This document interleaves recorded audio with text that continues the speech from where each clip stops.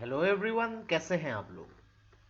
तो आज हम डिस्कस करेंगे रिसेंटली द हिंदू में एक जो आर्टिकल छपी थी regarding the farmers in Kerala जो प्रोटेस्ट कर रहे हैं regarding the eco sensitive zone, जो सुप्रीम कोर्ट के एक ऑर्डर आई थी पिछले साल जून 2022 में। तो पूरा कॉन्टेक्स्ट क्या है यहाँ पे समझेंगे, क्यों फार्मर्स इन केरला ये प्रोटेस्ट कर रहे हैं, इको सेंसिटिव जोन एक्चुअली होती क्या है यहाँ पे, तो कौन से एक्टिविटीज प्रोहिबिटेड किए जाते हैं, कौन से अलाउड किए जाते हैं, इसकी सिग्निफिकेंस को समझेंगे। और मेनली देखिए ये प्रोटेस्ट के लिए क्या क्या वे फॉरवर्ड हो सकते हैं उसको भी डिस्कस करेंगे। तो देखिए from environmental point of view के हिसाब से बहुत ही इंपॉर्टेंट वीडियो होने वाली है, तो इस वीडियो को एंड तक बिल्कुल देखते रहिएगा। और इससे पहले अगर आप लोगों ने हमारे चैनल को अब तक सब्सक्राइब नहीं किया है तो इसको प्लीज सब्सक्राइब कर लीजिए, ताकि आने वाले ऐसे ही वीडियोस के नोटिफिकेशन इसी तरह आपको मिलते रहे। तो चलिए आज का वीडियो शुरू करते हैं। तो फार्मर्स इन केरला जो प्रोटेस्ट कर रहे हैं against the supreme court's order to establish eco sensitive zone, तो इसके लिए थोड़ा सा आपको आगे जाना पड़ेगा, यानी कि पिछले साल लगभग जून 2022 में तो सुप्रीम कोर्ट ने एक ऑर्डर जारी की थी यहाँ पे कि इको सेंसिटिव जोन जो है उसके चारों तरफ मिनिमम 1 किलोमीटर का जो एरिया है डिमार्केटेड बाउंड्री उसको मेंटेन करना होगा। यानी कि देखिए जो भी नेशनल पार्क है या फिर वाइल्ड लाइफ सेंचुरी है उसके चारों तरफ 1 किलोमीटर की एक जो एरिया है उस एरिया को जो है मेंटेन करना होगा as a eco sensitive zone. ये ज्यादा भी हो सकती है, कम भी हो सकती है, लेकिन मिनिमम जो है मेंटेन करना ही होगा। तो इसके अंदर जो है बहुत सारे अकॉर्डिंग टू द लॉ जो इको सेंसिटिव जोन के जो नियम है उस कानून के हिसाब से बहुत सारे एक्टिविटीज प्रोहिबिटेड हो जाएगी यहाँ पे। तो यहाँ पे देखिए केरला स्टेट असेंबली ने डिमांड किया है सेंटर को ताकि स्टेट गवर्नमेंट के जो प्रपोजल को माना जाए और केरला में जितने भी 10 प्रोटेक्टेड एरियाज है उनकी इको सेंसिटिव जोन को जो है जीरो कंसीडर किया जाए। यानी कि ये जो प्रोटेक्टेड एरिया में जो प्रोटेक्टेड एरिया है, सपोज ये वाइल्ड लाइफ सेंचुरी है या फिर नेशनल पार्क है, इसके चारों तरफ जो है यहाँ पे आपको ये नियम लागू नहीं होनी चाहिए, ये केरला के स्टेट असेंबली ने मेंशन किया है। अगर देखा जाए केरला में टोटल लगभग आप देख सकते हैं 2449 स्क्वायर किलोमीटर जो एरिया है ये प्रोटेक्टेड एरिया है, जो टोटल फॉरेस्ट एरिया का लगभग 23.7% है और केरला के जियोग्राफिक एरिया के लगभग 6.3% है। तो थोड़ा सा अगर आप मैप में देख सकते हैं कि कौन से एरिया जो है प्रोटेक्टेड है भारत में, आप देख सकते हैं नॉर्थ ईस्टर्न पार्ट में अरुणाचल प्रदेश आप देख सकते हैं,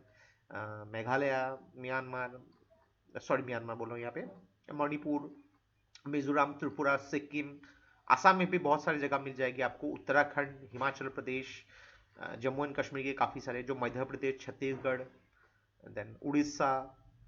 काफ़ी सारे, और वेस्टर्न घाट पूरा आपको यहाँ पे ढके हुए मिलेंगे। केरला के देख सकते हैं आप बहुत ज़्यादा प्रोटेक्टेड एरियाज है। तो एक चीज़ देखिए यहाँ पे मेन बात क्या है कि ये जो प्रोटेक्टेड एरिया है इसके चारों तरफ अगर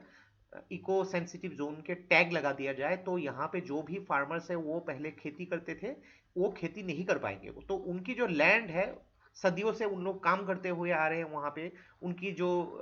लिवलीहुड चलती हुई आ रही है ये बंद हो जाएगा और वो काम नहीं कर पाएंगे, उनके जो है उन लोगों की जमीन चल जाएगी। तो ये प्रोटेस्ट उसी की वजह से। तो थोड़ा सा अगर ध्यान से समझेंगे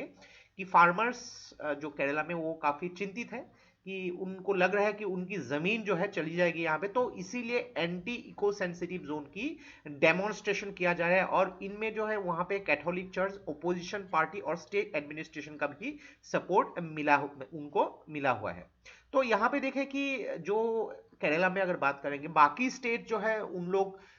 इतना प्रोटेस्ट नहीं क्यों कर रहे हैं, बिकॉज उन लोग अगर बात करेंगे मिजोरम या फिर मणिपुर वहां पे, तो वहां पे सेटलमेंट काफी कंपेरेटिवली लाइटर है, जो डेंस सेटलमेंट केरला में है। तो यहाँ पे फार्मर्स की प्रोटेस्ट इसीलिए हो रही है कि बहुत ज्यादा फार्मर्स की जमीन चली जाने की पॉसिबिलिटी है यहाँ पे। तो फार्मर्स ग्रुप यहाँ पे अलग अलग पॉलिटिकल पार्टीज डिमांड कर रहे हैं कि जितने भी ह्यूमन सेटलमेंट होनी चाहिए उनको ये इको सेंसिटिव जोन की जजमेंट जो सुप्रीम कोर्ट ने दिया है उसके हिसाब से उनको एग्जेम्पशन मिलनी चाहिए। तो इतना तक हम लोगों ने डिस्कस कर लिया, तो थोड़ा ये भी जान लेते हैं कि इको सेंसिटिव जोन एक्चुअली होती क्या है। तो based on national wild life action plan 2012 से लेकर 16 तक ministry of environment and forest and climate change ने बोला था कि किसी भी प्रोटेक्टेड एरिया यानी कि जो नेशनल पार्क हो गई या फिर वाइल्ड लाइफ सेंचुरी हो गई, उसके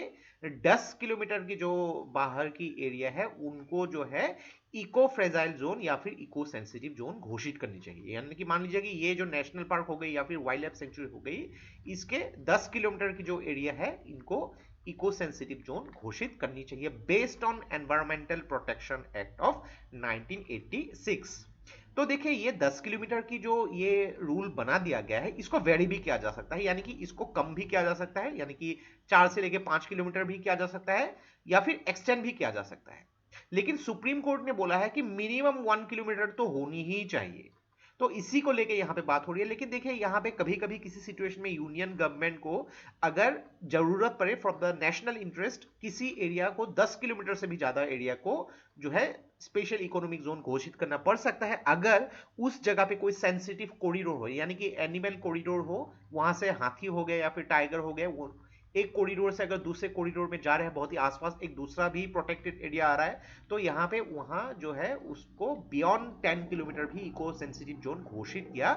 जा सकता है। तो अगर बात करेंगे भारत में मोर देन 600 जो इको सेंसिटिव जोन अलग अलग स्टेट्स में है, लेकिन मेजर जो इको सेंसिटिव जोन आप देख सकते हैं उत्तर प्रदेश में जो है ओखला बर्ड सेंचुरी है, यहाँ पे अलग अलग आप देख सकते हैं, हरियाणा में Sultanpur national bird sanctuary, then Mumbai में आप देख सकते हैं जो, सॉरी यहाँ पे थोड़ी प्रॉब्लम हो रही है, कर्नाला बर्ड सेंचुरी जो है मुंबई में है, देन वेस्टर्न घाट जो है महाराष्ट्र में आप देख सकते हैं, देन अलग अलग जगह पे। तो मेजर जो है आप इको सेंसिटिव जोन आप देख सकते हैं। तो केरला में काफी सारे जो जोन जो है इको सेंसिटिव जोन में आती है यहाँ पे। तो कैसी कैसी एक्टिविटीज प्रोहिबिटेड किया जाता है, यानी कि कॉमर्शियल माइनिंग नहीं की जा सकती है, कोल माइनिंग हो गई या फिर अलग अलग जो मिनरल्स की माइनिंग यहाँ पे नहीं की जाए, स्टोन की क्वारी नहीं सेटअप किए जा सकते हैं, यूनिट्स को क्रश करना, जो स्टोन्स को क्रश करना, या फिर टूरिज्म एक्टिविटीज, तो ऐसे चीजें नहीं होना पड़ेगा यहाँ पे। एयरक्राफ्ट या फिर हॉट एयर बैलून ऐसा नहीं होने, जैसे कि आप लोगों ने अभी एक हेलीकॉप्टर की आवाज सुना, तो ऐसे आवाज से जो है जानवर डर सकते हैं यहाँ पे। तो यहाँ पे इंडस्ट्री जो है पोल्यूशन क्रिएट करते हैं उन लोग को एस्टेब्लिश नहीं किया जा सकता है, हाइड्रो इलेक्ट्रिक प्रोजेक्ट जो एस्टेब्लिश नहीं किया जा सकता है, फायरवुड की कॉमर्शियलाइजेशन नहीं हो सकती है, सॉलिड वेस्ट या फिर वाटर वेस्ट की डिस्पोजल नहीं हो सकती है। लेकिन कौन सी एक्टिविटीज को अलाउड किया गया है, यानी कि कोई भी एग्रीकल्चर एक्टिविटी अगर चल रही है, हॉर्टिकल्चर प्रैक्टिसेस चल रही है लोकल कम्युनिटीज के द्वारा, उन लोग को अलाउड किए जाएंगे। रेन वाटर हार्वेस्टिंग को अलाउड किया गया है, ऑर्गेनिक फार्मिंग को अलाउड किया गया है, ग्रीन टेक्नोलॉजी या फिर रिन्यूएबल एनर्जी अगर सोर्सेस वहां पे मौजूद है उसको अलाउड किए गए हैं यहाँ पे। तो यहां तक हम लोगों ने समझ लिया कि इको सेंसिटिव जोन जो है हम लोग को कौन सी एक्टिविटीज अलाउड किए गए हैं, कौन सी प्रोहिबिटेड किए गए हैं, ये आपको भी समझना होगा यहाँ पे। तो इसकी मेन सिग्निफिकेंस क्यों है कि क्यों इसको जो है इंट्रोड्यूस किया गया था, ताकि जो है डेवलपमेंट एक्टिविटीज को मिनिमाइज किया जा सके अर्बनाइजेशन की, यानी कि जो भी नेशनल पार्क है, वाइल्ड लाइफ सेंचुरी है, अर्बनाइजेशन नहीं होनी पड़ेगी वहां पे जैसा है नेचुरल एनवायरमेंट वही रहना पड़ेगा यहाँ पे। कोई भी डेवलपमेंट एक्टिविटीज, रोड कंस्ट्रक्शन ऐसे नहीं होनी पड़ेगी यहाँ पे। इन सिटू कंजर्वेशन, यानी कि जो भी जानवर है, पेड़ पौधे हैं, एंडेंजर्ड स्पीसीज है, उनको जो है उसी जगह पे उसी तरीके से उनको कंजर्व करना होगा। यहाँ पे बात करेंगे अगर फॉरेस्ट डिप्लेशन या फिर मैन एलिमेंट कॉन्फ्लिक्ट, बहुत ज्यादा हम लोग देखते हैं हाथियों के साथ इंसानों की कॉन्फ्लिक्ट होते रहते हैं यहाँ पे, या फिर जो लोग अगर खेती करने के लिए जो भी पेड़ पौधे काट के उसको खत्म कर देते हैं ताकि उन लोग को एग्रीकल्चर जो एक्टिविटी बढ़ानी है, जितनी पॉपुलेशन बढ़ जाएगी उतनी ये एक्टिविटीज बढ़ जाएगी, फॉरेस्ट डिप्लेशन भी बढ़ती जाती है, तो उसका भी इफेक्ट जो है इको सेंसिटिव जोन जब घोषित कर दिया जाएगा उसका इफेक्ट पड़ेगा यहाँ पे। तो यहाँ पे फ्रेजाइल इकोसिस्टम को, उसकी इंपैक्ट को मिनिमाइज करने की भी यहाँ पे बात हो रही है, ताकि इको सेंसिटिव जोन जो है एज ए प्रोटेक्टेड एरिया के हिसाब से, एज ए शॉक एब्जॉर्बर के हिसाब से काम किया जाएगा, ताकि देखिए मेन जो नेशनल पार्क या फिर वाइल्ड लाइफ सेंचुरी है इसके ऊपर कुछ भी इफेक्ट ना हो और वो प्रोटेक्टेड रहे। तो जैसे कि आप लोग घर के चारों तरफ देखते हैं कि बाउंड्री होती है, तो वो बाउंड्री आपके घर को प्रोटेक्ट करती है, तो ये इको सेंसिटिव जोन भी वैसे ही एक बाउंड्री की काम करेगी। तो अगर बात करेंगे यहाँ पे वे फॉरवर्ड, तो क्या है कि यहाँ पे लोकल कम्युनिटीज को भी इन्वॉल्व करनी चाहिए, ताकि इको सेंसिटिव जोन के मैनेजमेंट के लिए डिसीजन मेकिंग प्रोसेस में उन लोग पार्टिसिपेट कर सके। यहाँ पे जो ग्राम सभा है पंचायत के, वहां पे उनको भी एम्पावरमेंट होनी चाहिए, ताकि डेवलपमेंट प्रोजेक्ट अगर कुछ होना है तो उन लोग बेसिक डिसीजन ले सके, लेकिन उसको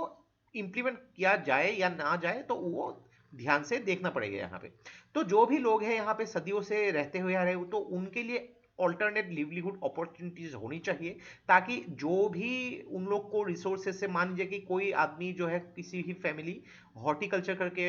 अपनी लिवलीहुड चला रहे थे, फार्मिंग करके चला रहे थे, वो किसी बैम्बो प्रोडक्शन को